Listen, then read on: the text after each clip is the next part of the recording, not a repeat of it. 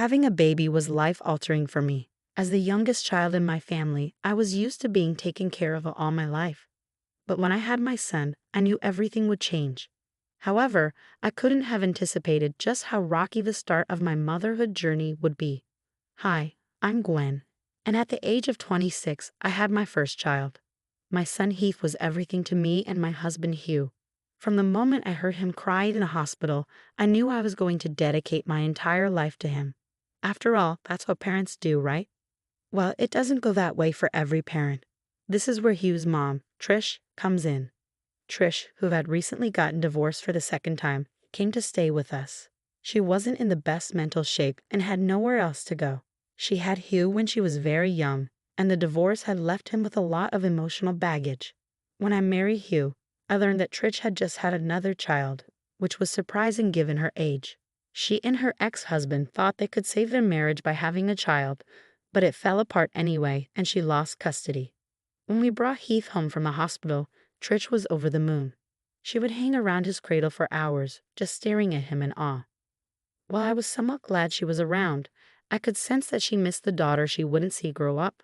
One day, as we were settling in, Trish asked, "So, what are you going to name him?"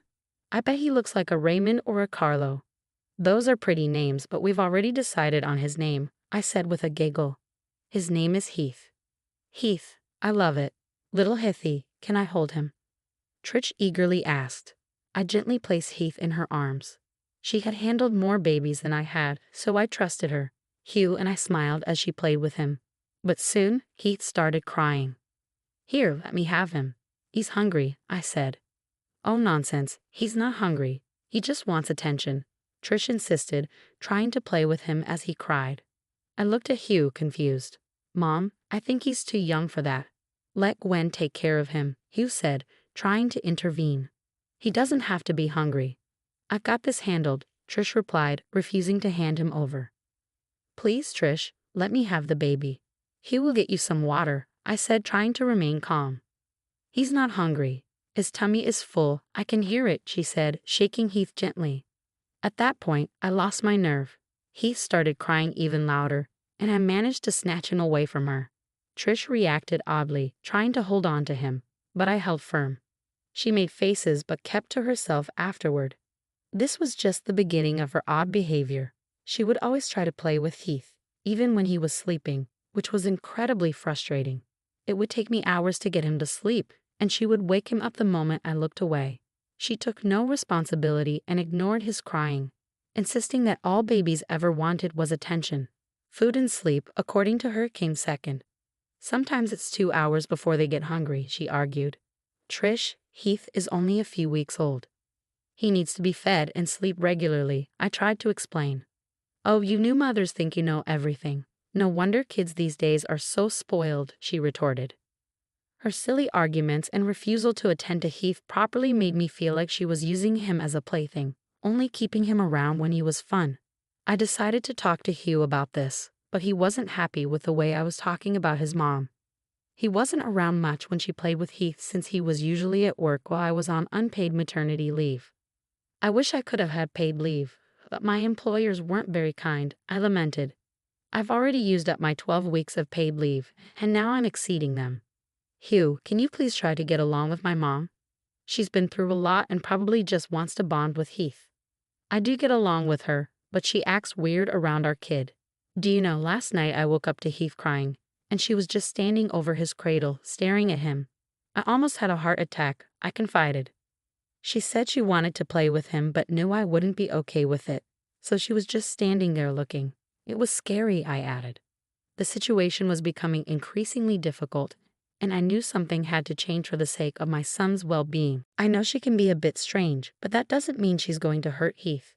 Just be a little nice and persuasive, and she'll melt away. She's easy like that, soft-hearted like you." "I really don't know about this," I said, my anxiety mounting. Heath was too young for a nanny, and taking him to work wasn't an option. I was a barista at a local cafe and couldn't afford to be away for long. Just having Hugh's income was barely enough to make ends meet. The future worried me. Originally, I liked the idea of leaving Heath with Trish while I was away, but now I realize how bad of an idea that could be. One day, while trying to get Heath to sleep, I heard loud noises from my room. Trish, who had been napping in there because we only had one bedroom, was stomping around, looking distressed. When she noticed me peeking, she swung the door open. "You think I should talk to my lawyer again?" she asked abruptly. "Talk to your lawyer? For what?" "For my baby, like the one you have. I think I can get her back if I try really hard. Maybe I could file a lawsuit against Tommy and prove he's not reliable for her to grow up with." Tommy was her ex who had custody of their child. I felt sorry for Trish. She was clearly in a terrible mental state, but I had to warn her about the potential consequences of her actions. "Trish, that's a reach.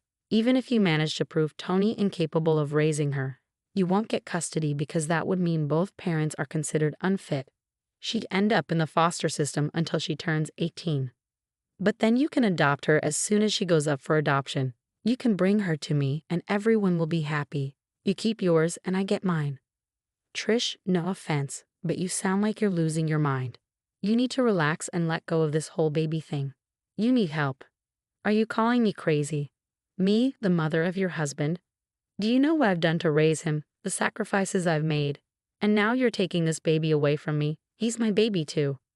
Since when are we talking about Heath? If you want your child back, the only way is to be real and legal. Maybe you should get some help and then prove you're capable of joint custody. Don't lecture me. You're just a barista who caught my son's eye. You won't make a good mom, not like me. What's with you? We let you stay in our home because you had nowhere to go. And this is how you talk to me. I'm sorry life hasn't been great, but lashing out at me won't help." Shut up, I'm leaving," she screamed, coming so close I feared she might hurt me or Heath. But she didn't.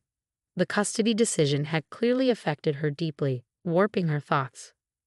When I told Hugh what happened, he got mad at me for letting Trish out on her own when she wasn't thinking straight. He didn't believe me when I told him she'd been obsessing over the baby situation. Later, she came back home, saying she'd been sitting on a park bench all day, though it had only been a few hours. She apologized and receded into the room to nap. She asked to help put Heath to sleep, but I was cautious. I wouldn't let my baby in her hands without supervision. Things didn't get easier. After this, there came a time when I knew I needed to get rid of Trish for good. Things really took a turn one day when we were caring for a sleeping Heath. "How much do you need to spend to care for a baby these days?" Trish asked. "Oh well, the diapers, other care accessories, and the cradle all cost a bit. Around $100 for the first month, give or take, if you're lucky. Baby-proofing the house after they start walking or crawling can also add up or require some creative solutions." "Why?" I asked. "Do you have something on your mind?" "Oh, nothing. It didn't used to be so expensive back in the day when I had Huey. Still, I wouldn't hesitate to have a baby. They're complete angels until they start crying. But yes, I'd give anything for little Heath." "So would I, Gwen. So would I. I'd be willing to give up anything for our baby." Her calling Heath our baby felt oddly uncomfortable, but I tried not to dwell on it. Days passed quickly, and Trish began going out regularly every evening around 5 p.m. She'd leave the house all dressed up and with her purse. I doubted she was seeing someone new at her age, so I figured she was just taking walks and trying to look good. Honestly, we were supportive of her improving mental health. Her behavior with Heath also became more normal. She no longer acted weirdly, would give me the baby whenever he cried, and even helped make his food and buy diapers occasionally. I was relieved she was finally feeling better and more like herself. I was even considering leaving Heath with her when I went back to work, which was going to be soon. But then one day, I heard her playing with Heath in the living room. I'd been taking care of him all day and was exhausted. I tried drifting off to sleep, but Heath's cries woke me up. As soon as I got to my feet, he became quiet. Then I heard Trish. "That's a good boy. That's a good baby. You're mine, okay? You're my baby, and Mom is going to take real good care of you. We're going to go flying away to a nice place where you'll have nice toys to play with. Don't you want that?" I wondered how much of what she said was true and how much was just play. When I fully woke up, I realized his cradle had been moved from my room. The cradle wasn't very heavy, but the thought of her moving it without waking me was unsettling. When I moved into the living room, my heart skipped a beat. The cradle had been modified, and she'd hung massive Christmas balls on top of it to distract the baby. They looked pretty, but they were made of glass and could have fallen on his face at any time. I quickly rushed over and picked him up quietly. "What are you doing?" "He's enjoying it," Trish said. "Trish, where did you get these Christmas balls?" "I found them in your storeroom. I thought he'd enjoy them." "Trish, those are really heavy. Not for us, but for the baby they are. How did you tie them up there? They look like they could fall at any moment." Hey, what's with all this constant accusing? I got the baby to be quiet, and you're still not happy with me. I appreciate that you got him to be quiet, I really do. I'm happy that you're getting along with him, but these balls are dangerous. His older plastic toy wheel wouldn't hurt him if it fell. How did you even get it down? I thought it was attached to the cradle. Oh, I ripped it off. It didn't take much. This is so much prettier. I don't see the problem at all. I understand, but please, let's take it off, okay? It could hurt him. Don't put the old one back on. It looks too weak to hold anything. Trish made a face and pulled the Christmas balls away. As soon as she touched them, 2 of them fell straight into the cradle, leaving impressions on the bedding. That's where my child could have been. Her intentions were good, but her methods were dangerous. She left us in the living room and retreated to my room to sleep. Afterward, she became a bit detached from me. Every morning, she'd go out and not come back for hours. Every time I asked where she was going, she'd reply, "Just the post office. I'll be back soon." The central post office was far from our place, but not so far that it would take the whole day. She continued whispering strange things in Heath's ears whenever she had the chance and smiled at me weirdly when I was around. Feeling increasingly uncomfortable, I opened up to Hugh again. "I told you, she's trying to get better. Why aren't you being supportive?" Hugh said. "She still acts oddly around him, telling him he's her baby and repeating her own name so he would say it first. You already know about the Christmas balls. I'm concerned." "No, you're overthinking this. She's taking care of our baby. Yes, the Christmas balls were a slip-up, but you handled it, and she won't do it again. Okay? You need to help her get to the post office for whatever reason she's going. I've asked. She just says she'll manage and goes away, not coming back until evening." "Hugh, she's obviously not going to the post office every day. Why would she?" "Because she used to work there and has friends there. Maybe she's gotten herself a part-time job." "Then why would she tell us about it?"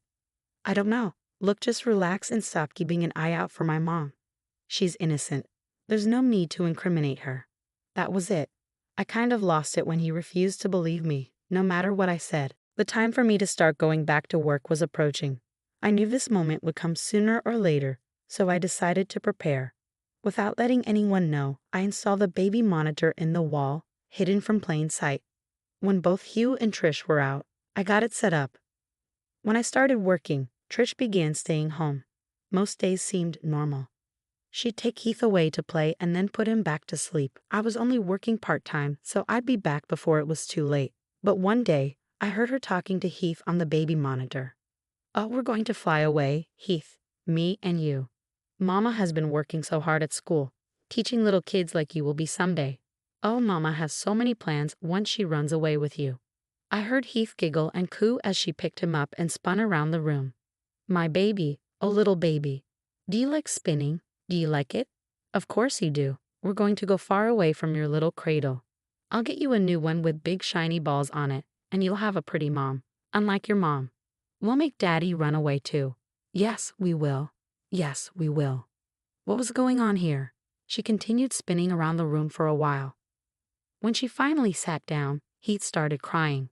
Within moments, she put him aside on the edge of the bed and held her own head in her hands, as if she had just gotten vertigo from playing with him. My soul almost leaped out of my body when I thought Heath was about to fall off the edge, but she picked him up just in time and put him back in the cradle. "You keep crying, and I'm not giving you any more attention. In my house, you'll earn discipline from the get-go.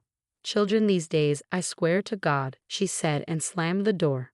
I was starting to get really concerned. I had recorded the whole footage and considered sending it to Hugh, but I had to make sure I wasn't being delusional. That day, I went home early, worrying about Heath. Trish opened the door for me, looking all worn out and tired. She yawned and without saying a word, went back to sleep in her bed in the living room. I rushed into my room and quickly fed Heath. He cried for a bit but then fell asleep again. He wasn't quite taking to the bottle yet. Once things were quiet, I locked the room from the inside and began searching. Trish always kept a big red purse with her whenever she went out.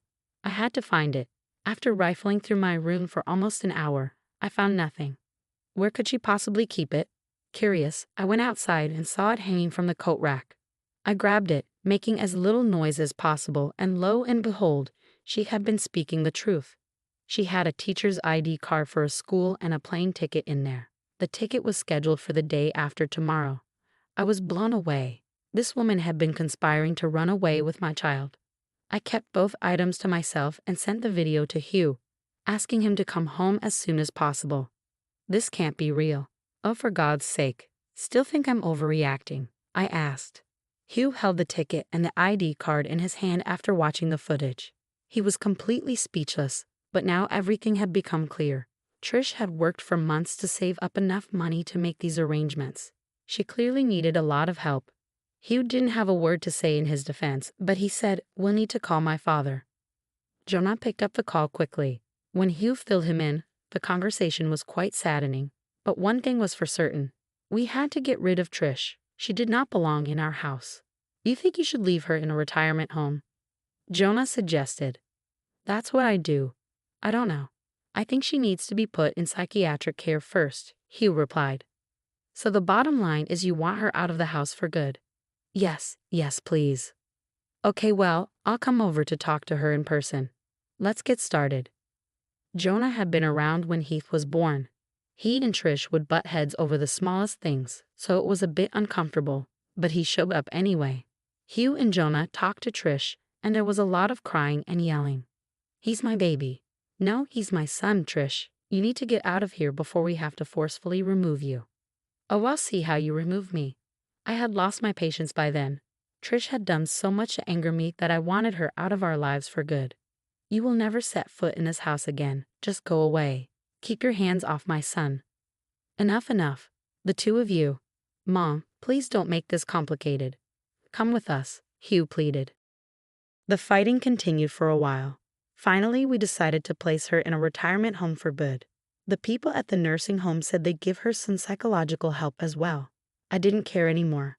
I tore up the plane tickets in front of her and called the school she worked at to let them know not to have her close to any kids ever again. I may have overdone some things in my anger,